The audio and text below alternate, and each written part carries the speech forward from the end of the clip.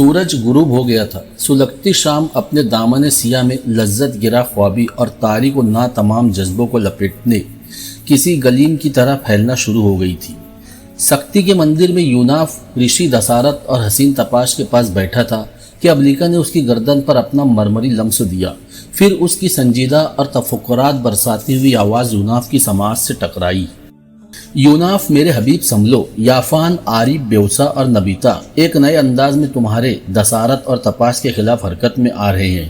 تین منہ کی مورتی کے مندر کا بڑا پجاری جو ہے، اس کے ذریعے سے انہوں نے یہاں کے راجن کے کانوں میں تپاس کی اصلیت ڈلوا دی ہے۔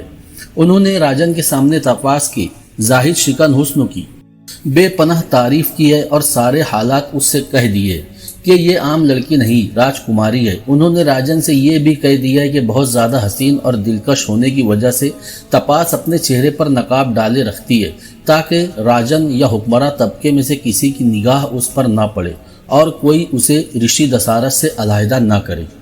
سنو یوناف، راجن اس انکشاف پر بڑا حیران ہوا ہے اور اس نے فیصلہ کیا ہے کہ تپاس سے شادی کر کے ضرور اسے اپنے حرم میں داخل کرے گا، بلکہ وہ رشی دسارت سے بھی باز پرس کرے گا کہ اس نے اب تک کیوں تپاس کی اصلیت اس سے چھپائی اور تپاس کے اس قدر حسین اور دلکش ہونے کو کیوں چھپا کر رکھا۔ راجن نے اس مقصد کے لیے اپنے چند سپاہی اس طرف روانہ کر دیے ہیں جو تپاس اور دسارت کو پکڑ کر اس کے پاس لے جائیں گی۔ ابلیکا جب خاموش ہوئی تو یوناف نے غور سے تپاس اور دسارت کی طرف دیکھا، پھر دسارت کو مخاطب کر کے اس نے کہا، رشی دسارت جو قوت چند یوم قبل تپاس کے خلاف حرکت میں تھی، وہ اب پھر اپنے ابلیسی چکر کی ابتدا کر رہی ہے۔ انہوں نے تین منہ کی مورتی کے مندر کے بڑے پجاری کے ذریعے سے راجن کے کانوں میں تپاس کے راجکماری ہونے کی ساری اصلیت اور رودات ڈال دی ہے۔ راجن کے سامنے تپاس کے حسن اور دلکشی کی بہت تعریف کی ہے، جس کی بنا پر راجن نے اپنے چند آدمی اس مندر کی طرف روانہ کیے ہیں تاکہ وہ تمہیں اور تپاس کو راجن کے پاس لے جائے۔ رشی دسارت، راجن تم سے باز پرس کرے گا کہ تم نے اتنا عرصہ تپاس کی اصلیت کو اس سے کیوں چھپا کر رکھا، جبکہ تپاس کے ساتھ اس نے شادی کرنے کا فیصلہ کر لیا ہے۔ یوناف جب اپنی بات ختم کر چکا تو تپاس بیچاری نے رندھی ہوئی اور روتی ہوئی آواز میں اس سے پوچھا، اگر راجن نے مجھ سے شادی کر کے اپنے حرم میں ڈالنا چاہا تو میں اپنی جان ہی کا خاتمہ کر لوں گی، میں کسی اندھے کنویں میں کود مروں گی، نہیں تو دریا ہی میں ڈوب کر اپنی جان دے دوں گی۔ یوناف نے اسے تسلی دینے کے انداز میں کہا، ایسی مایوسی کی گفتگو نہیں کرتے، میں تمہارے ساتھ ہوں، میں راجن، آریب، نبیتا، بیوسا اور یافان اور دیگر ایسی بری نسل کے لوگوں سے تمہاری حفاظت کرتا رہوں گا۔ اس موقع پر رشی دسارت نے جلدی اور بڑی تیزی سے بولتے ہوئے کہا، یوناف میری بات غور سے سنو، اب حالات نہ جانے کیا کروٹ لینے والے ہیں، پر ایک ٹھکانہ ایسا ہے جہاں ہم ان لوگوں کے دست برد سے محفوظ رہ سکتے ہیں۔ سنو، سکتی کے مندر کے عین سامنے دریائے نیلاب کے اندر ایک چھوٹا سا جزیرہ ہے، وہاں ایک چھوٹا سا مندر ہے جس کے اندر سکتی دیوی کا ایک بہت بڑا بت رکھا ہے اور جس سے متعلق لوگوں کا خیال ہے کہ وہ سکتی کا سب سے قدیم بت ہے۔ اسی جزیرے میں اور مندر سے منسلک رشیوں کا آشرم بھی ہے۔ اب آشرم میں ایسے ہی رشی رہتے ہیں جنہوں نے اپنے آپ کو مکمل طور پر دھرم کے حوالے کر دیا ہو اور وہ اس دنیا داری کی الجھنوں میں نہیں پڑتے۔ اس رشی آشرم کے سارے اخراجات اسی مندر کی آمدنی سے پورے ہوتے ہیں جن میں اس وقت ہم بیٹھے ہیں۔ سنو یوناف، اس آشرم کی عمارت میں خفیہ راستوں والی کئی تہہ خانے ہیں، ویسے وہ عمارت بساط خود انتہائی پیچیدہ اور اسرار خیز سی ہے۔ میرا خیال ہے ہم تپاس کو اس آشرم کے تہہ خانوں میں چھپا دیتے ہیں۔ اور جب رشی دسارت کہتے کہتے رکا، پھر اس نے بات کا رخ بدلتے ہوئے کہا، یوناف، پچھلے چند روز میں جو میں نے اندازہ لگایا ہے، اگر وہ غلط نہیں تو پھر تم اور تپاس ایک دوسرے کو پسند کرتے ہو۔ اس رشی آشرم کے سارے رشی میرے جاننے والے ہیں، وہ میرے قابل اعتماد اور رازدار دوست ہیں۔ میں چاہتا ہوں کہ تمہاری اور تپاس کی شادی کر دوں، کیونکہ تپاس اب دیوداسی کی حیثیت سے اس مندر میں نہیں رہ سکتی، اور جب یہ دیوداسی بن کر نہیں رہ سکتی تو پھر اپنا گھر آباد کرے۔ میں سمجھتا ہوں کہ تپاس کی خوبصورتی اور حسن کو مد نظر رکھتے ہوئے تم سے بڑھ کر کوئی اور جوان اس کے لیے مناسب نہیں ہو سکتا، اور یہ کام میں ابھی اور اسی وقت تو کر گزرنا چاہتا ہوں۔ یوناف اور تپاس دونوں خاموش رہے، جبکہ رشی دسارت نے اپنے مقامی رسم و رواج کے مطابق وہیں سکتی کے مندر کے اسی کمرے میں دونوں کو رشتہ ازدواج میں جکڑ دیا۔ جب دسارت اس کام سے فارغ ہوا تو یوناف نے کہا، اس سارے معاملے کو نپٹانے کے لیے میرے پاس ایک معقول اور کارآمد تجویز ہے۔ رشی دسارت نے کہا، تو پھر تم اپنی تجویز کہو، تم رکے کیوں ہو؟ वैसे मुझे उम्मीद है कि तुम्हारी तजवीज़ यकीनन मुझसे बेहतर होगी, लेकिन बेटे ये तो तुमने बताया ही नहीं कि यहाँ हमारे सामने बैठे बैठे तुम्हें कब और किस वक्त और कैसे ये खबर हो गई कि राजन के सिपाही हमारी तरफ आ रहे हैं। जवाब में यूनाफ ने कहा, ऐ ऋषि दसारथ, मैंने आपको और तपास को पहले भी बताया था कि मेरे पास एक फ़ौकुल बशर कुव्वत है और उसी कुव्वत ने मुझे रहनुमा होने वाले इन सारे हालात से आगाह कर दिया है। सुनो ऋषि दसारथ, अब मेरी तजवीज़ यह है कि आप और तपास दोनों यहाँ से इसी कमरे के अंदर बैठे रहे।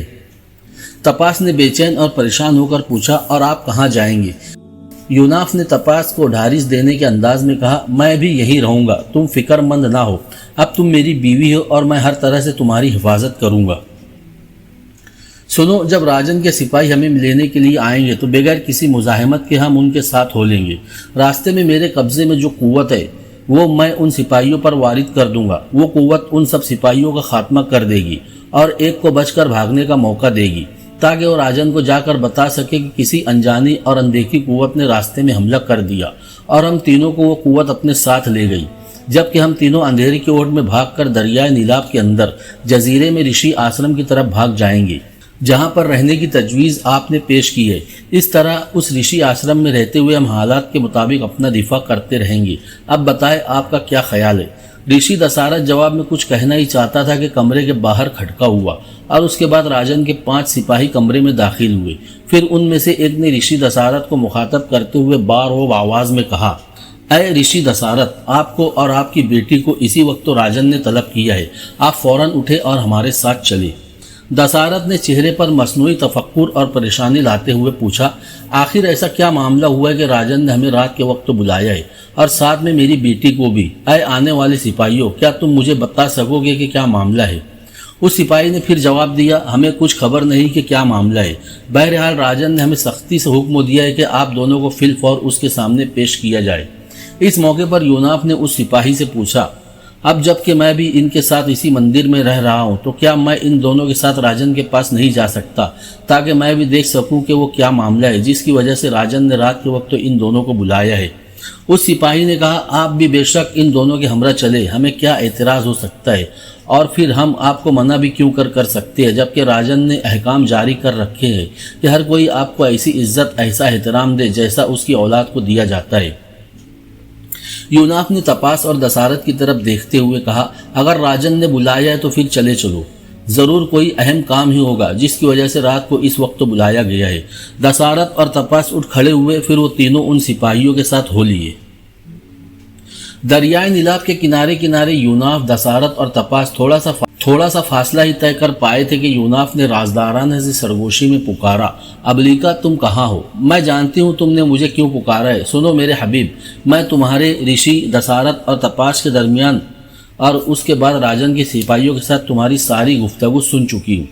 यकीनन तुम ये कहना चाहोगे कि मैं राजन के इन सिपाहियों पर एक अजाब वारिद करके उनमें से सिर्फ एक को भाग जाने का मौका दूं, ताकि वो सारी कैफियत जाकर राजन से कह सके।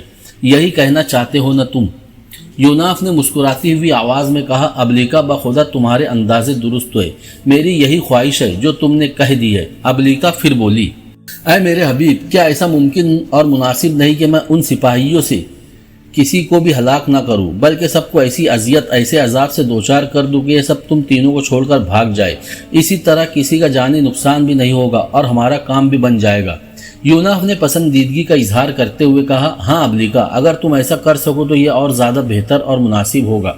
अबलीका फ़ौरन यूनाफ से अलहदा हो गई। फिर थोड़ी देर बाद वो पांचों सिपाही बुरी तरह वावेला और शोर करने लगे। ऐसा लगता था कि किसी ने उनके हवास परागंदा कर दी हो और उनके जिस्मों पर नाकाबिले बर्दाश्त तो ज़रबे लगाना शुरू कर दी हो। अबलीका ने उनकी हालत बदतरीन करके रख दी थी और वो पांचों सिपाही यूनाफ, तपास और दसारथ को भूलकर वहां से भाग निकले थे। यूनाफ को पहले ही उम्मीद थी कि वो अपनी जानें बचाने के लिए ऐसा ही करेंगे, इसीलिए उन पांचों सिपाहियों के भाग जाने के बाद रात के संगीन सन्नाटे में उसने दसारथ और तपास से इंतहाई राजदारी और धीमेपन से कहा, अब जबकि पांचों सिपाही भाग गए हैं, हमें फौरन उस जजीरे में जाकर अपने आप को महफूज कर लेना चाहिए, वरना थोड़ी देर तक हर तरफ हमारी तलाश शुरू हो जाएगी। क्योंकि जब ये सिपाही इस हादसे की खबर जाकर राजन से कहेंगे तो वो फौरन हमारी तलाश का हुक्म दे देगा, क्योंकि उसके जहन पर तपास की जिस्मानी कशिश और खूबसूरती सवार है, लिहाजा वो हर हाल में तपास को हासिल करने की कोशिश करेगा। اس موقع پر دسارت نے انتہائی شفقت اور محبت سے کہا، یوناف تمہارا کہنا درست ہے بیٹے، چلو جلدی جلدی دریا کے کنارے کنارے شمال کی طرف چلو تاکہ ہم اس گھاٹ کی طرف چلے جہاں اس چھوٹے جزیرے کی طرف جانے کے لیے کشتیاں کھڑی رہتی ہے۔ تینوں تیز تیز قدم اٹھاتے ہوئے اس شمالی گھاٹ پر آئے۔ وہاں انہوں نے دیکھا چھوٹی بڑی انگنت کشتیاں دریا کے کنارے بندھی تھی۔ گھاٹ اس وقت تو کسی مسان کی طرح اجاڑ اور ویران تھا، ہر جانب خاموشی اور سکوت تھا۔ یوناف آگے بڑھا، ایک کشتی کا رسہ کھولا، پھر ریت پر کھڑی کشتی کو وہ اکیلا دھکیل کر پانی میں لے گیا۔ اس کے ساتھ ہی اس نے دسارت اور تپاس کو کشتی میں سوار ہونے کو کہا۔ دسارت اور تپاس فوراً کشتی میں بیٹھ گئے۔ اس کے بعد یوناف نے چپو سنبھال کر چلانے شروع کر دیے اور کشتی بڑی تیزی سے دریا میں آگے بڑھنے لگی۔ دریائے نیلاب کے وسطوں میں کشتی چھوٹے سے ایک جزیرے کے ساحل سے جا لگی۔ وہاں کچھ اور کشتیاں بھی کھڑی تھی۔ کشتی سے باہر نکلنے کے بعد ایک بڑی چٹان کی طرف اشارہ کرتے ہوئے دسارت نے کہا، تم دونوں میاں بیوی اس چٹان کے پاس میرا انتظار کرو، میں یہاں رہنے والے رشیوں سے بات کر کے بہت جلد لوٹتا ہوں۔ یوناف اور تپاس دونوں اس چٹان کے پاس کھڑے ہو گئے جبکہ دسارت جزیرے کے اندر آگے بڑھ گیا۔ تھوڑی دیر بعد یوناف نے ہلکے سے پکارا، ابلیکا کہاں ہو؟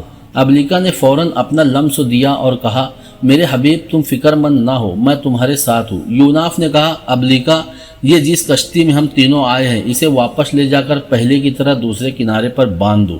ابلیکا اس سے علیحدہ ہو گئی جبکہ یوناف اور تپاس پہلے کی طرح انتظار کرنے لگی۔ یوناف اور تپاس کو کچھ دیر تک اس چٹان کے پاس انتظار کرنا پڑا، یہاں تک کہ دسارت واپس لوٹ آیا۔ اس کے ساتھ ایک اور رشی بھی تھا جو عمر میں دسارت سے کم ہی ہوگا۔ یوناف اور تپاس کے قریب آ کر دسارت نے کہا، سارا انتظام مکمل ہو گیا ہے، تم دونوں میاں بیوی میرے ساتھ آؤ۔ یوناف اور تپاس خاموشی سے ان دونوں کے پیچھے ہو لیے۔ اس جزیرے میں رشی آشرم کے پاس جو چھوٹا سا مندر تھا وہ چاروں اس کی پتھروں سے بنی ہوئی قدیم عمارت کی طرف آئے۔ پھر ایک دروازے کے سامنے دسارت اور اس کا ساتھی رشی رک گئے۔ دسارت کو مخاطب کرتے ہوئے اس رشی نے کہا، میں اب جاتا ہوں اور آپ تینوں کے کھانے کا بندوبست تو کرتا ہوں، آپ ان دونوں کو اب ان کے رہنے کی جگہ دکھا دیں۔ وہ رشی چلا گیا جبکہ دسارت نے وہ دروازہ کھولا، پھر یوناف اور تپاس کے ساتھ وہ اندر داخل ہو گیا۔ یوناف نے دیکھا عمارت کا وہ حصہ جس میں وہ داخل ہوئے تھے 3 کمروں پر مشتمل تھا۔ پہلے کمرے میں ایک مسیری پر صاف ستھرا بستر لگا تھا جبکہ دوسرے کمرے میں ایسے ہی 2 بستر تھے۔ ان دونوں سے متصل ایک اور کمرہ تھا جس میں کھانا پکانے کا سامان اور گھریلو ضروریات کی دیگر اشیاء تھی۔ اس کمرے کے ساتھ ہی ایک طہارت خانہ تھا۔ دسارت نے ان دونوں کو مخاطب کرتے ہوئے کہا، سنو میرے بچوں، میں عمارت کے اس حصے کی صفائی ستھرائی کا سارا انتظام کرنے کے بعد تم دونوں کو لینے گیا تھا۔ یہ کمرے اس سے پہلے مندر اور آشرم کے لیے مہمان خانے کے طور پر استعمال ہوتے تھے، اب مہمان خانے کے لیے عمارت کا کوئی اور حصہ استعمال ہوگا۔ یہ تینوں کمرے اب ہمارے استعمال میں رہیں گے۔ جس کمرے میں ایک بستر ہے وہ میرا ہوگا اور 2 بستر والا کمرہ تم میاں بیوی کے استعمال میں رہے گا۔ ذرا رک کر اس نے کہا، سنو میرے بچوں، یہ کمرے بہت محفوظ ہے۔ میرے اور تمہارے دونوں کے کمروں کی کھڑکیاں دریا کی سمت کھلتی ہے اور دریا میں اس طرف آتی ہر کشتی کو وہاں سے دیکھا جا سکتا ہے اور ضرورت کے وقت احتیاطی تدبیر اختیار کی جا سکتی ہے۔ اور سنو، عمارت کا یہ حصہ جزیرے کے اس حصے پر ہے جس سے ٹکرا کر دریا کا پانی گرتا ہے۔ یہ عمارت ایک مضبوط چٹان پر ہے، لہٰذا دریا کا پانی اسے کوئی نقصان نہیں پہنچا سکتا۔ اس کے علاوہ خطرے کے وقت تو ان کمروں کے اندر ہی رہ کر اس جزیرے سے بھاگ کر اپنی جان بھی بچائی جا سکتی ہے۔ تپاس نے چونک کر پوچھا، پر وہ کیسے بابا؟ یہ کیسے ممکن ہے کہ ان کمروں سے باہر بھی نکلا جائے اور خطرے کے وقت تو جان بچا کر جزیرے سے بھاگ بھی لیا جائے؟ دسارت نے ہلکی سی مسکراہٹ کے ساتھ کہا، تم دونوں میرے ساتھ آؤ، میں تمہیں اس کا عملی مظاہرہ دکھاتا ہوں۔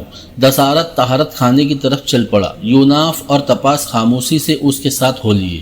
طہارت خانے میں آ کر دسارت نے دیوار پر کپڑے لٹکانے کے لیے ایک گول الگنی کی طرف اشارہ کرتے ہوئے یوناف سے کہا، یوناف میرے عزیز، لکڑی کی اس الگنی کو پہلے اپنی طرف کھینچو، پھر اسے بائیں طرف گھماؤ۔ یوناف نے آگے بڑھ کر اس گول الگنی کو اپنی طرف کھینچا، پھر جو اس نے اسے بائیں طرف گھمایا تو بائیں دیوار کا ایک حصہ پھٹ گیا اور وہاں ایک رستہ نمودار ہو گیا جس کے اندر سے دریا کی لہروں کی آوازیں صاف سنی جا سکتی تھی۔ دسارت نے پھر کہا، تم دونوں تھوڑی دیر یہیں رکو، میں ابھی آتا ہوں۔ دسارت جا کر ساتھ والے کمرے سے ایک جلتی ہوئی مشعل لے آیا اور اس مشعل کی روشنی میں یوناف اور تپاس نے دیکھا کہ دیوار کا جو حصہ پھٹا تھا اس میں سیڑھیوں کا ایک سلسلہ تھا جو نیچے اترتا تھا۔ دسارت نے جلتی ہوئی مشعل اپنے سامنے رکھی اور دیوار میں نمودار ہونے والے اس شگاف میں داخل ہوتے ہوئے بولا، میرے پیچھے پیچھے آؤ۔ دسارت کے پیچھے یوناف اور تپاس وہ سیڑھیاں اترتے چلے گئے۔ سیڑھیاں ایک بڑی شے نشی پر ختم ہو گئی۔ شے نشی دریا کی سطح سے کافی بلند تھی اور دریا کا پانی اس سے ٹکرا کر گزر رہا تھا۔ اس شے نشی کے دائیں جانب کی چند سیڑھیاں دریا میں اترتی تھی اور ان سیڑھیوں کے پاس ایک کشتی کھڑی تھی جو شے نشی کے اندر لگے لوہے کے ایک کڑے سے ساتھ بندھی ہوئی تھی۔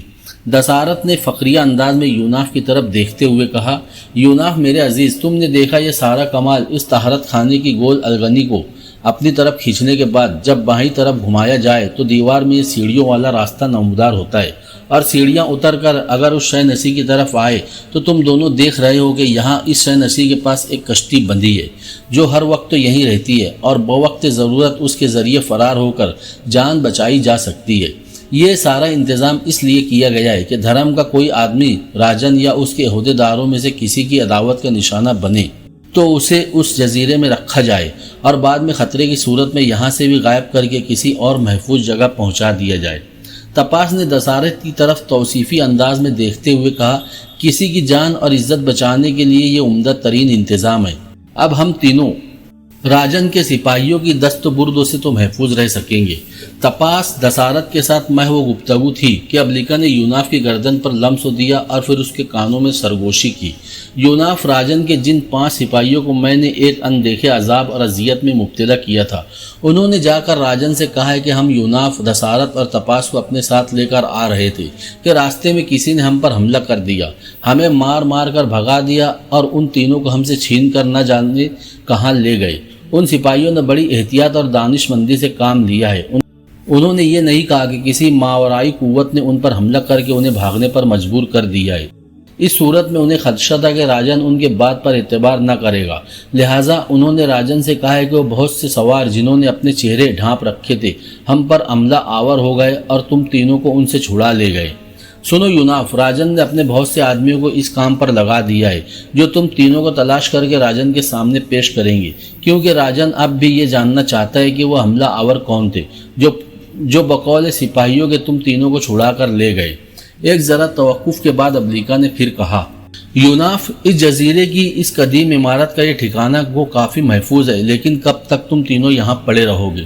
اور پھر یہ بات بھی ذہن میں رکھو کہ یافان کی نیلی دھن کی شیطانی قوتیں یا ملیتا کی روح یافان کو بتا دے گی کہ تم تینوں نے کہاں پناہ لے رکھی ہے۔ عارف تپاس سے شادی کرنا چاہتا تھا، لہٰذا اسے جب خبر ہوگی کہ تم نے تپاس سے شادی کر لی ہے تو کیا وہ یافان، بیوسا اور نبیتا کے ساتھ مل کر تم سے مقابلہ کرنے کی نہ ٹھان لے گا؟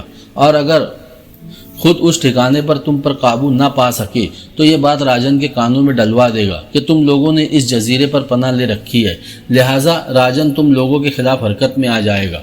تپاس نے دسارت کے ساتھ اپنی گفتگو ختم کر لی تھی، پر وہ دونوں جان گئے تھے کہ یوناف اپنی اس قوت کے ساتھ مصروف گفتگو ہے جو اس کی ساتھی ہے، لہٰذا وہ خاموش کھڑے رہے تاکہ یوناف فارغ ہو تو اس سے بات کرے۔ ابلیکا خاموش ہوئی تو یوناف نے کہا، اگر ایسی بات ہے تو پھر تم ہی بتاؤ ہمیں کیا کرنا چاہیے۔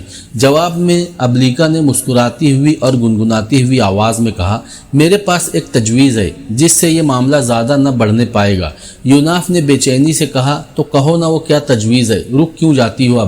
ابلیکا نے کہا، سنو یوناف، آج کی رات تم تینوں یہیں ان کمروں کے اندر بسر کرو، لیکن صبح ہونے سے ذرا پہلے تم اور دسارت دریا کے اس پر شہر کے شمالی کوہستانی سلسلے میں چلے جانا۔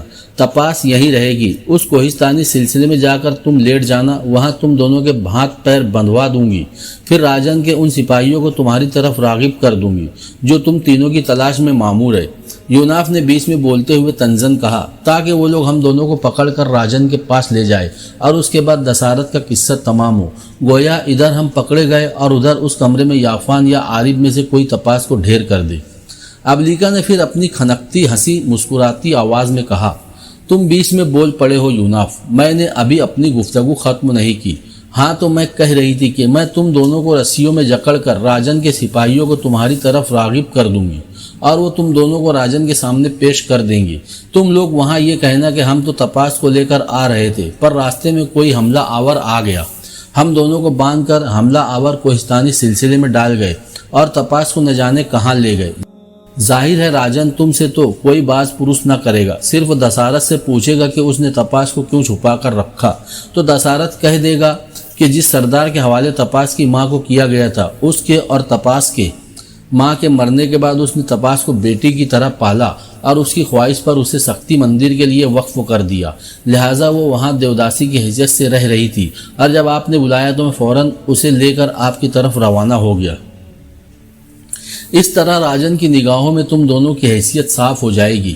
اس کے علاوہ دسارت کو چاہیے کہ جب راجن اس کی گفتگو سے مطمئن ہو جائے تو وہ راجن سے کہہ دے کہ اب جب کہ تپاس اس کے پاس نہیں رہی تو اس کا دل دنیا سے اچاٹ ہو گیا ہے، لہٰذا میں سکتی کے مندر کو چھوڑ کر جزیرے میں رشیوں کے آشرم میں رہوں گا۔ اس موقع سے فائدہ اٹھاتے ہوئے تم بھی راجن سے کہہ دینا کہ تم بھی دسارت کے ساتھ رشی آشرم میں رہو گے، اس طرح تم اور دسارت یہاں آ کر تپاس کے ساتھ رہ سکو گے۔ درمیان میں بولتے ہوئے یوناف نے خدشہ ظاہر کیا، اور اگر یافان یا عارب میں سے کسی نے راجن سے کہہ دیا کہ تپاس اس وقت تو رشیوں کے جزیرے میں ہے تو پھر؟ مطمئن انداز میں ابلیکا نے کہا، یافان یا عارب براہ راست تو راجن کے سامنے یہ بات نہیں کہہ سکتے، اس طرح ان دونوں کو یہ خدشہ بھی رہے گا کہ یوناف راجن کے سامنے ان کی اصلیت ظاہر کر دے گا۔ ہاں وہ ایسا ضرور کر سکتے ہیں کہ کسی اور کے ذریعے سے بادشاہ کے کان میں یہ بات ڈلوائیں کہ تپاس رشیوں کے جزیرے میں ہے، اور اگر ایسی کوئی صورت سامنے آئی تو ہم تپاس کی حفاظت کا سامان کر لیا کریں گے۔ چند ثانیوں کے بعد ابلیکا نے پھر کہا، یہاں اس جزیرے میں رہتے ہوئے اصل خطرہ یہ نہیں ہے کہ راجن کے سپاہی تپاس کو تلاش کرتے ہوئے ادھر آ جائیں گے، بلکہ اصل خطرہ یہ ہے کہ یافان اور عارب خود تپاس سے انتقام لے سکتے ہیں، اور اس کام کے لیے وہ ملیتا کی روح یا نیلے دھن والی شیطانی قوتوں کو استعمال کر سکتے ہیں۔ عارب اس معاملے میں کوئی انتہائی قدم بھی اٹھا سکتا ہے، اس لیے کہ تپاس اس کی پسند ہے، اور جب اسے یہ خبر ہوگی کہ تپاس اب تمہاری بیوی ہے تو وہ دیوانگی کے عالم میں نہ صرف تپاس بلکہ تمہارے خلاف بھی کوئی عملی اقدام کرنے کے لیے تیار ہو جائے گا، اور اس کے لیے وہ اپنے علاوہ یافان کی نیلی دھن کی قوتوں اور ملیتا کی روح سے بھی کام لے سکتا ہے، کیونکہ یافان ان دنوں اس کا کہاں مانتا ہے۔ یوناف نے کچھ دیر سوچنے کے بعد کہا، یافان اور عارب سے نپٹنا بعد کی بات ہے، جب وہ ہمارے خلاف حرکت میں آ جائیں گے تو انہیں بھی دیکھ لیں گے، فی الوقت تو میں تمہاری تجویز سے اتفاق کرتا ہوں۔ اتنے میں اوپر کھٹکا ہوا، دسارت نے کہا، چلے آؤ، چلو اوپر چلے، میرے خیال میں وہ رشی جو ہمیں یہاں چھوڑ کر گیا تھا کھانا لے کر آ گیا ہے۔ یوناف نے کہا، جو کچھ کرنے کے لیے طے ہوا وہ میں اوپر آ کر آپ کو بتاتا ہوں۔ پھر وہ تینوں دریائے نیلاب کے اندر کھلنے والے اس تہ خانے سے نکل کر اوپر اپنے کمروں کی طرف چل دیے۔ موہن جوداڑو کا راجن اپنے قصر میں بیٹھا تھا کہ اس کا ایک محافظ اندر آیا اور اسے مخاطب کر کے اس نے کہا، اے راجن، ہمارے وہ سپاہی جو یوناف، دسارت اور تپاس کی تلاش کرنے پر مامور تھے، ان میں سے کچھ نے یوناف اور دسارت کو تلاش کر لیا ہے۔ وہ شمال میں کوہستانی سلسلے کے اندر دریا کے کنارے کے قریب رسیوں میں جکڑے ہوئے تھے، ہمارے سپاہی ان کو کھول کر یہاں لے آیا ہے۔ راجن نے پریشانی اور فکر مندی سے پوچھا، کیا ان دونوں کے ساتھ تپاس نہیں ہے؟ اگر نہیں ہے تو پھر وہ کدھر گئی؟ محافظ نے پھر کہا، ان کے ساتھ تپاس نہیں ہے راجن۔ مایوسانہ انداز میں راجن نے کہا، ان دونوں کو میرے پاس لے آؤ۔ محافظ باہر نکل گیا۔ تھوڑی دیر بعد یوناف اور دسارت کو اپنے ساتھ لے کر وہ قصر کے اسی کمرے میں داخل ہوا۔ راجن نے اپنے سامنے ان دونوں کو اچھی نشستوں پر بیٹھنے کا اشارہ کیا۔ جب وہ بیٹھ گئے تو راجن نے ہمدردانہ انداز میں پوچھا، تم لوگوں کے ساتھ کیا بیتی اور کس نے تم دونوں کو رسیوں سے جکڑ کر کوہستانی سلسلے کے اندر ڈال دیا تھا؟ دسارت نے جواب دیتے ہوئے کہا، اے راجن، جس وقت تو آپ کا حکم مجھے ملا اس وقت تو تپاس کو لے کر میں آپ کی طرف روانہ ہو گیا۔ یوناف بھی ہمارے ساتھ تھا کہ راستے میں کچھ حملہ آوروں نے ہم پر حملہ کر دیا۔ اندھیرے میں ہم انہیں دیکھ نہیں سکتے تھے۔ ان حملہ آوروں کی وجہ سے آپ کے سپاہی بھاگ گئے، جبکہ وہ حملہ آور ہم تینوں کو اٹھا کر لے گئے۔ پھر انہوں نے مجھے اور یوناف کو تو رسیوں میں جکڑ کر شمالی کوہستانی سلسلے کے اندر ڈال دیا اور تپاس کو لے کر نہ جانے کہاں غائب ہو گئے۔ پھر دسارت نے انتہائی غمگین آواز میں کہا، آہ، نہ جانے تپاس کہاں اور کس حال میں ہوگی۔ میں نے اس کی پرورش اپنی ہی بیٹی جان کر کی تھی۔ اے راجن، اگر مجھے معلوم ہوتا کہ آپ اسے بیاہ کرنے کا ارادہ رکھتے ہیں تو قسم ہے میں شروع دن ہی میں اسے آپ کی خدمت میں پیش کر دیتا۔ آپ ضرور پوچھیں گے کہ اگر وہ راجکماری تھی تو میں نے اسے چھپا کر کیوں رکھا؟ میں عرض کروں گا کہ وہ راجکماری ضرور تھی، پر آپ نے اس کی ماں کو اپنے ایک سردار کے حوالے کر دیا تھا۔ میں سمجھتا تھا کہ آپ ان لوگوں کو پسند نہیں کرتے بلکہ ان سے نفرت کرتے ہیں، تبھی تپاس کی ماں کو آپ نے ایک سردار کے حوالے کر دیا تھا۔ حالانکہ تپاس کی ماں بھی تپاس جیسی ہی خوبصورت تھی۔ اس سردار نے تپاس کی ماں کو اپنی بہن بنا لیا۔ وہیں اس کے گھر پر تپاس پیدا ہوئی۔ جب تپاس کی ماں اور وہ سردار مر گئے تو تپاس کو میرے حوالے کر دیا گیا۔ میں نے اس کی پرورش کی اور اس کی ذہنی رجحان کو دیکھتے ہوئے اسے سکتی کے مندر کی دیوداسی بنا دیا۔ اے راجن، تپاس ضرور اپنی خوبصورتی اور حسن چھپانے کے لیے اپنے چہرے پر نقاب ڈالے رکھتی تھی، پر ایسا کرنے کو میں نے اسے نہ کہا تھا۔ وہ اپنی مرضی سے اپنا چہرہ چھپا کر رکھتی تھی، چونکہ وہ اپنے آپ کو مندر کے حوالے کر چکی تھی، اس لیے نہیں چاہتی تھی کہ کوئی اس کی خوبصورتی اور حسن سے متاثر ہو کر اسے اس کی مرضی کے خلاف زبردستی اپنے گھر میں ڈال لے۔ لیکن آپ کا معاملہ اور تھا۔ آپ کا تو پیغام ملتے ہی میں تپاس کو لے کر آپ کی طرف روانہ ہو گیا تھا۔ کاش میں اسے آپ کے حوالے کر سکتا۔ دسارت نے ساری بات کو ایسے انداز میں راجن سے کہا کہ راجن جواب میں اس سے کسی قسم کا تعرض نہ کر سکا، بلکہ اس نے دسارت کی طرف دیکھتے ہوئے ہمدردی سے کہا، دسارت، میں تمہارا ممنون ہوں کہ تم نے مجھے اتنی اہمیت دی، پر اب ہم سب کو مل کر ان حملہ آوروں کو تلاش کرنا ہوگا جو تم دونوں کو رسیوں میں جکڑ کر کوہستانی سلسلے میں پھینک گئے اور تپاس کو اپنے ساتھ لے گئے۔ دسارت نے جب دیکھا کہ اس کی گفتگو سے راجن مطمئن ہو گیا ہے اور اس نے تپاس کے سلسلے میں مزید کوئی باز پرش نہیں کی، تو اس نے چھاتی تانتے ہوئے کہا، میں اور یوناف ضرور آپ سے تعاون کریں گے اور مجھے امید ہے کہ تپاس کو ہم آپ کے لیے ڈھونڈ نکالیں گے۔ راجن نے اس بار یوناف کی طرف دیکھتے ہوئے کہا، یوناف، مجھے قوی امید ہے کہ جس طرح تم نے چیتے کو تلاش کر کے اس کا خاتمہ کر دیا تھا، ویسے ہی تم تپاس کو اٹھا لے جانے والے حملہ آوروں کا کھوج بھی لگانے میں کامیاب ہو جاؤ گے۔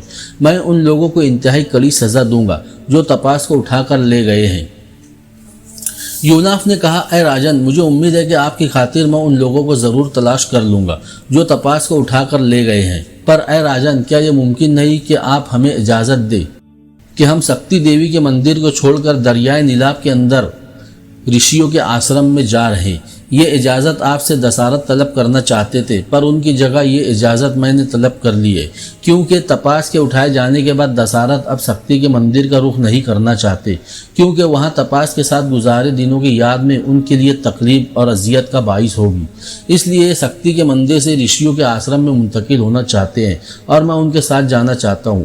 راجن نے کہا، مجھے کوئی اعتراض نہیں کہ تم سکتی کے مندر کو چھوڑ کر رشیوں کے آشرم میں رہو، لیکن ساتھ ہی ساتھ میں یہ ضرور کہوں گا کہ اب تم جاؤ اور اپنے طور پر تپاس کو تلاش کرنے کی کوشش کرو۔ یوناف اور دسارت باہر نکل گئے، پھر وہ کشتی میں بیٹھ کر جزیرے کی طرف چل پڑے جہاں تپاس بے چینی سے ان کی منتظر تھی۔ یمن سے جن چرواہے حکمرانوں کو نکال کر فرع بن منیب خود یمن کا بادشاہ بن گیا تھا، ان چرواہوں نے یمن سے نکل کر شمال کا رخ کیا۔ شاید یہ لوگ ارض شام کی سرسبز و چراگاہوں کا رخ کرنا چاہتے تھے، پر فلسطین کے جنوب میں ان کی ملاقات ایسے چرواہوں اور خانہ بدوشوں سے ہو گئی جو وہاں پڑاؤ کیے ہوئے تھے اور ان کے ہم قبیلہ تھے۔ یہاں دونوں گروہ کے ملنے سے ان کی تعداد کافی ہو گئی اور ان کے اندر لڑاکا جنگجو جوانوں کی تعداد بھی پہلے سے کئی گنا بڑھ گئی۔ یہی فلسطین کے ان جنوبی میدانوں کے اندر ان چرواہوں نے ایک تاریخ ساز فیصلہ کیا، اور وہ یہ کہ مصر کی حکومت پر حملہ کر کے وہاں کی سلطنت کو اپنے ہاتھ میں لے لیا جائے۔ یہاں فلسطین کے ان جنوبی میدان کے اندر چند ماہ رک کر ان چرواہوں نے اپنی عسکری قوت کو خوب مضبوط کیا۔ انہوں نے آشوریوں اور آرامیوں سے رابطہ قائم کیا، کیونکہ یہ دونوں قومیں انہی کی طرح عرب تھی۔ ان سے ان چرواہوں نے سامان حرب و ضرب حاصل کیا، پھر انہوں نے متحد ہو کر ایک طوفان کی صورت میں مصر کا رخ کیا۔ مصر کی حکومت ان دنوں انتشار کا شکار تھی، وہ ان چرواہوں کا مقابلہ نہ کر سکی، لہٰذا یہ چرواہے مصر پر قابض ہو گئے اور وہاں انہوں نے اپنی حکومت قائم کر لی۔ دوسری طرف دجلہ و فرات کے دو آبا میں قوم سومیر اور عکاد کے اندر بھی ایک انقلاب رونما ہوا۔ گو قوم اعلام کے بادشاہ کودنان نے ایک طرف سے سومیریوں اور عکادیوں کی کمر توڑ کر رکھ دی تھی، لیکن یہاں بھی ایک قوت نمودار ہوئی۔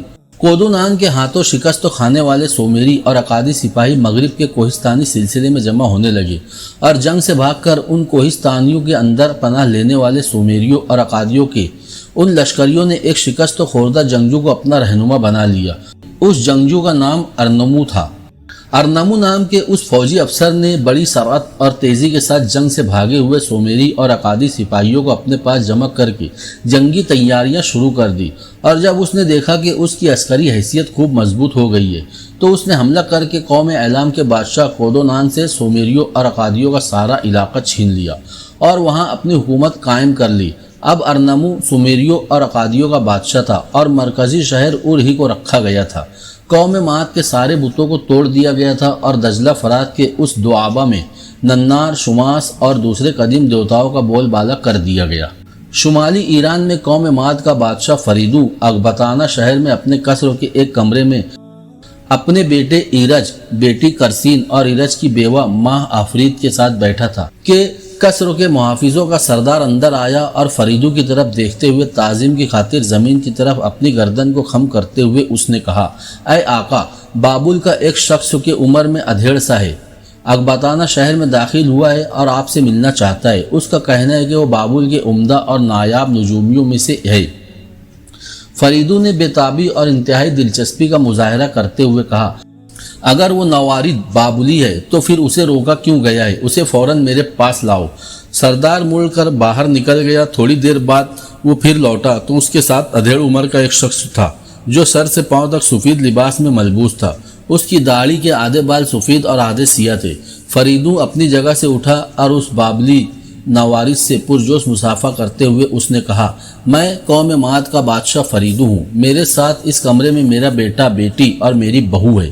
ایرج نے بھی آگے بڑھ کر اس سے مصافحہ کیا۔ فریدو نے اس بابلی نجومی کا ہاتھ پکڑ کر اپنے ساتھ نشستوں پر بٹھایا، پھر اسے مخاطب کر کے اس نے کہا، کیا میں آپ سے آپ کا نام پوچھوں؟ نجومی نے کہا، اے بادشاہ، نام تو میرا مناخیم ہے اور شاید آپ کے محافظوں کا سالار آپ کو بتا چکا ہو کہ میرا تعلق بابل سے ہے اور پیشے کے لحاظ سے میں ایک نجومی ہوں۔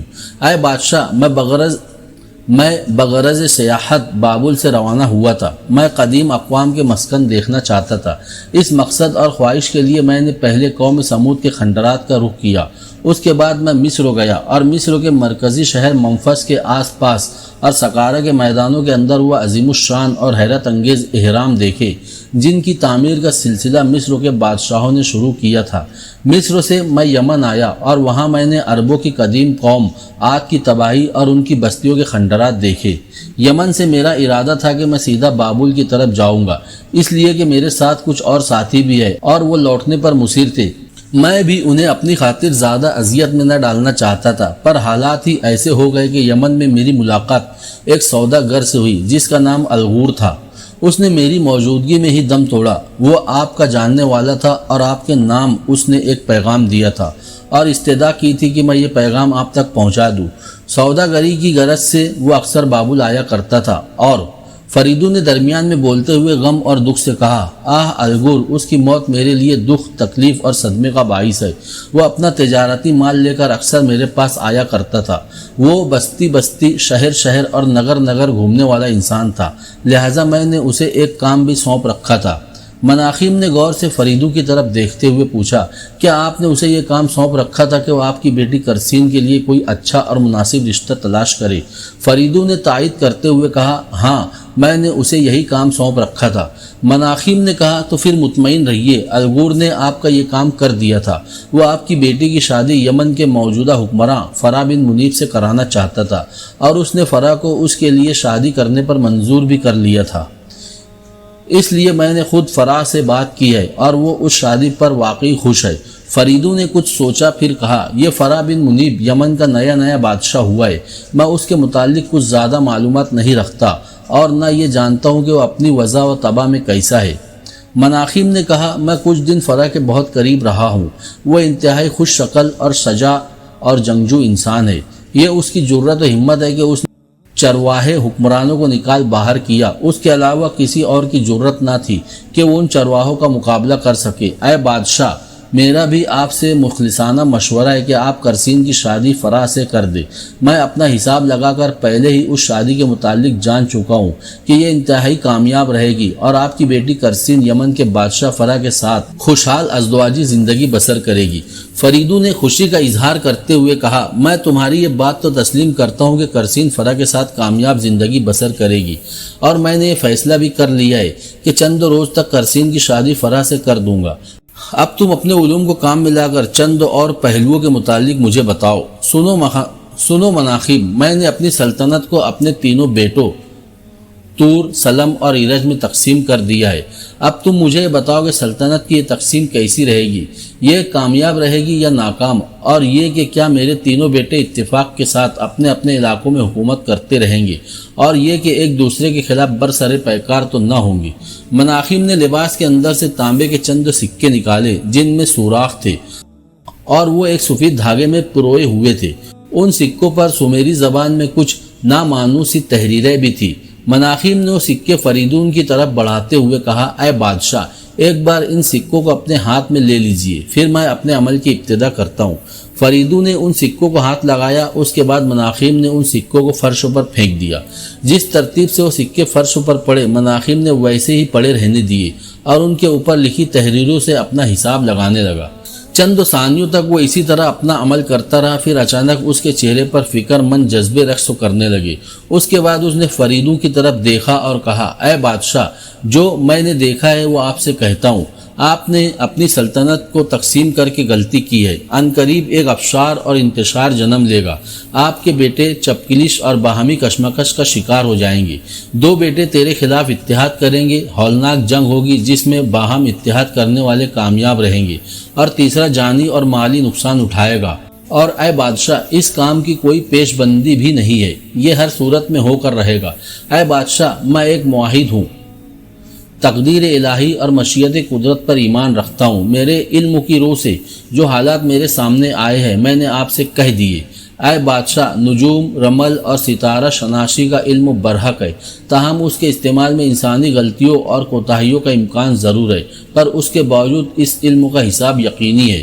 فریدو نے کہا، اے مناخب، میں تیرے علم اور حساب پر یقین رکھتا ہوں۔ ان حالات کا مجھے خود بھی خدشہ تھا، آج تم نے اسے یقین میں بدل دیا ہے۔ بہرحال میں پہلے اپنی بیٹی کرسین کی شادی فرح سے کروں گا، اس کے بعد حالات کا انتظار کروں گا۔ اے مناخب، میری بیٹی کی شادی تک تم میرے ساتھ یہیں میرے محل میں رہو گے، جبکہ تمہارے ساتھیوں کا قیام شاہی مہمان خانے میں ہوگا۔ مناخب نے فریدو کی اس خواہش پر حامی بھر لی اور فریدو کے محل میں قیام کر لیا۔ فریدو نے چند روز بعد اپنی بیٹی کرسین کی شادی یمن کے بادشاہ فرح بن منیف سے کر دی۔ پھر وہ رونما ہونے والے حادثے کا انتظار کرنے لگا۔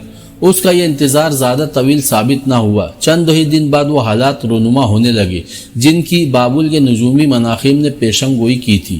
ایک روز فریدو کا منجلہ بیٹا تور اپنے مصاحبوں کے ساتھ دارالحکومت سے باہر شکار پر تھا۔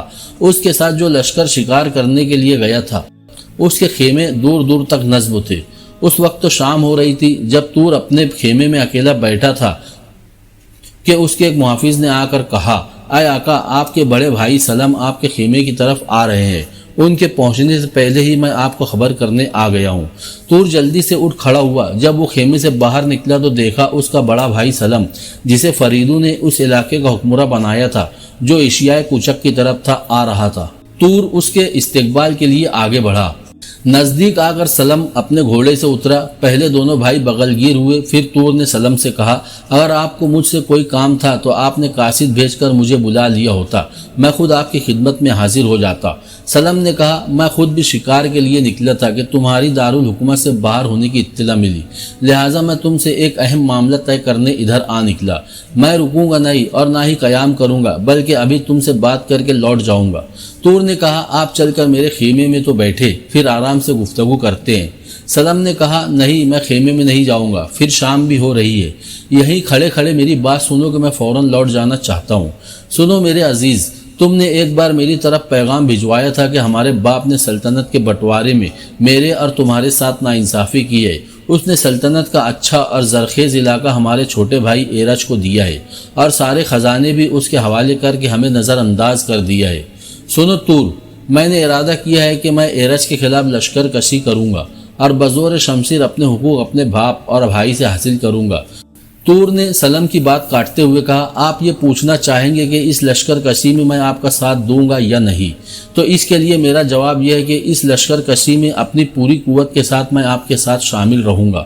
سلم نے خوشی کا اظہار کرتے ہوئے کہا، تو پھر سنو، میرا کام ختم ہوا، آج سے پورے 7 روز بعد میں اپنے لشکر کے ساتھ ادھر آؤں گا، تم بھی تیار رہنا، پھر ہم اپنے حملے کی ابتدا کریں گے۔ اس کے ساتھ ہی سلم تور کو گلے لگا کر دوبارہ اپنے گھوڑے پر سوار ہو گیا۔ تور سلم کو روکتا رہ گیا پر وہ رکا نہیں۔ ایک سخت مہمیز اس نے اپنے گھوڑے کو لگائی اور اپنے لشکر کے ساتھ وہاں سے کوچ کر گیا۔ ٹھیک 7 دن بعد سلم اور تور اپنے اپنے لشکروں کے ساتھ وہاں ایک دوسرے سے ملے۔ پھر اپنے چھوٹے بھائی پر حملہ آور ہونے کے لیے انہوں نے اکبتانہ شہر کی طرف کوچ کیا۔ اپنی آنکھوں سے شبنم پوچھتی رات کا خاتمہ ہو رہا تھا۔ مشرق میں سورج طلوع ہونے کے آثار حسیناؤں کے عارضے گلگو جیسی کیفیت اختیار کر گئے تھے۔ رات گلی گلی کوچے کوچے میں بکھرے اندھیروں کو سمیٹ رہی تھی۔ پتھر و فولاد جیسی چٹانیں اریاں ہونے لگی تھی۔ کائنات کے اندر سحر تراز رنگوں کے جلوے بکھرنے لگے تھے۔ قوم عقاد کا بادشاہ فریدو کے بیٹے سلم اور تور اپنے لشکروں کے ساتھ آذربائیجان کے کوہستانی سلسلے میں داخل ہوئے تو ایک وادی سے گزرتے ہوئے جبکہ سورج طلوع ہو چکا تھا، سلم نے آواز دے کر اپنا لشکر روک دیا۔ تور جو سلم کے ساتھ ہی تھا اس نے بھی اپنے لشکر کو روک دیا۔ اب دونوں لشکر وادی کے اندر رک کر سلم اور تور کے اگلے حکم کا انتظار کر رہے تھے۔ تور نے سلم کی طرف دیکھتے ہوئے پوچھا، اے میرے بھائی، آپ نے یہاں اس وادی میں لشکر کو کیوں روک دیا ہے؟ ہمیں اپنا سفر جاری رکھنا چاہیے تاکہ ہم جلد از جلد اکبتانہ پہنچ کر اپنا مدعا حاصل کر سکیں۔ سلم چند ثانیوں تک غور سے تور کی طرف دیکھتا رہا، پھر اس نے کہا، میرے عزیز، تیرا کہنا درست ہے، پر میں بھی پچھلی کئی ساعتوں سے اسی موضوع پر سوچتا رہا ہوں اور اب میں نے فیصلہ کر لیا ہے کہ ہم اکبتانہ کی بجائے کچھ دن یہیں رک کر حالات کو اپنے حق میں کرنے کی کوشش کریں۔ میں سمجھتا ہوں اگر ہم اپنے حقوق جنگ و جدال کے بغیر حاصل کر لے تو یہ ہماری بہت بڑی کامیابی ہوگی۔ میرے بھائی دیکھ، مجھے تیری بہادری، جرت مندی، استقلال اور اولو العزمی اور حوصلہ مندی پر کوئی شک نہیں، پر یہ بھی تو سوچو کہ رات سونے سے مختصر نہیں ہو جاتی اور دن محض غلط کاموں سے نہیں بنتا۔ ہمیں ہر بلندی، ہر پستی کو فراموش کرنے سے پہلے ہر تدبیر، ہر تعزیر پر غور کرنا ہوگا۔ سنو میرے بھائی، ہم دونوں اپنے لشکروں کے ساتھ یہاں پڑاؤ کرتے ہیں اور اپنے کچھ مشیر اکبتانہ کی طرف روانہ کرتے ہیں تاکہ وہ ہمارے باپ اور بھائی سے جا کر بات کرے اور ان سے ہمارے حقوق طلب کرے۔ اگر انہوں نے ہمارے حقوق کو تسلیم کر کے ان کی ادائیگی کر دی تو پھر ہمیں باپ اور بھائی کے خلاف ہتھیار اٹھانے کی کیا ضرورت ہے؟ ایسی صورت میں ہم سلطنت کے لوگوں میں بدنام ہو جائیں گے اور ہم نے جنگ کی ابتدا کی اور اس طرح لوگوں کی تائید سے محروم ہو جائیں گے۔ اور اگر ہمارے باپ اور بھائی نے ہمیں ہمارے حقوق دینے کی بجائے ہمارے خلاف اعلان جنگ کر دیا تو وہ دونوں بھی لوگوں کی تائید سے محروم ہو جائیں گے، کیونکہ لوگوں کے ذہن میں یہ بات ہوگی کہ ہم نے اپنے جائز حقوق کا مطالبہ کیا تھا جس کے جواب میں ہم پر حملہ کر دیا گیا۔ اور پھر تم جانو، اگر ہم نے آگے بڑھ کر اکبتانہ کا محاصرہ کر لیا تو ہمیں کچھ حاصل نہ ہوگا، کیونکہ اکبتانہ ناقابل تسخیر اور اس میں داخل ہونا ناممکن نہیں تو مشکل ضرور ہے۔ یہ ایک دقت طلب کام ہوگا۔ اکبتانہ کا محاصرہ طول بھی پکڑ سکتا ہے اور ہم رزد و کمک سے محروم بھی ہو کر نقصان اٹھا سکتے ہیں۔ اور اگر ہمارے باپ اور بھائی نے ہمیں ہمارے حقوق دینے کی بجائے ہمارے خلاف لشکر کشی کا فیصلہ کیا تو ظاہر ہے ہم پر قابو پانے کے لیے انہیں آذربائیجان کا رخ کرنا ہوگا، اور اگر انہوں نے یہاں آ کر ہم سے جنگ کرنے کا فیصلہ کیا تو ہمارے حق میں بہتر ہوگا کہ جن دشواریوں سے ہم دوچار ہوں گے ان کا سامنا انہیں بھی کرنا ہوگا، بلکہ ہم فائدے میں رہیں گے کہ ہم ان پر دو طرفہ حملہ کر کے ان پر قابو پانے میں کامیاب رہیں گے۔ سلم خاموش ہوا تو تور نے توصیفی انداز میں اس کی طرف دیکھتے ہوئے کہا، میں سمجھتا ہوں آپ کی سوچیں درست اور راست ہے۔ میں اس سلسلے میں مکمل اور قطعی طور پر آپ سے اتفاق کرتا ہوں۔ آپ آج ہی اکبتانہ کی طرف ایلچی روانہ کریں تاکہ پتہ چلے کہ اکبتانہ میں انہیں کیا جواب ملتا ہے۔ اگر تم میری اس تجویز سے اتفاق کرتے ہو تو اپنے لشکر سے 2 ایلچی نکالو اور 2 ایلچی میں اپنے لشکر سے نکالتا ہوں۔ ان چاروں کو ابھی اور اسی وقت تو اکبتانہ کی طرف روانہ کرتے ہیں۔ سلم نے اپنی تجویز مانے جانے پر خوشی کا اظہار کرتے ہوئے کہا، پھر دونوں بھائی حرکت میں آئے اپنے اپنے لشکر سے 2 ایلچی نکالے اور انہیں خوب اچھی طرح سمجھا کر اکبتانہ کی طرف روانہ کر دیا۔ اس کے بعد ان دونوں نے اپنے اپنے لشکر کو آذربائیجان کے اس کوہستانی سلسلے کے اندر پڑاؤ کرنے کا حکم دیا۔ دوستو، کہانی ابھی جاری ہے، جلد ہی ملیں گے اگلے ایپیسوڈ میں۔ اس سے پہلے اگر آپ چینل پر نئے ہیں تو چینل کو سبسکرائب، ویڈیو کو لائک اور اپنے دوستوں تک شیئر ضرور کریں۔ جزاک اللہ خیراً۔